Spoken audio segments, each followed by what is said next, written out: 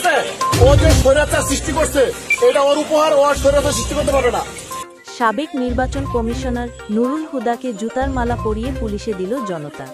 তিনি 2017 সালের 15 ফেব্রুয়ারি থেকে 2022 সালের 14 ফেব্রুয়ারি পর্যন্ত সিইসি ছিলেন।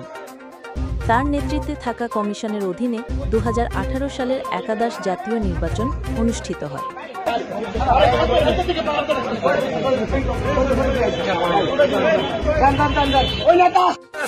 ঠিক আছে, ও যে স্বৈরাচার সৃষ্টি করছে এটা ওর উপহার, ও আর স্বৈরাচার সৃষ্টি করতে পারবে না। আগামীতে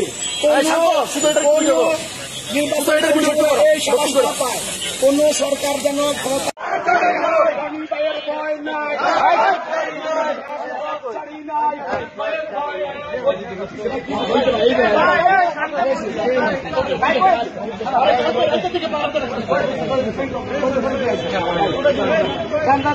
ওই নেতা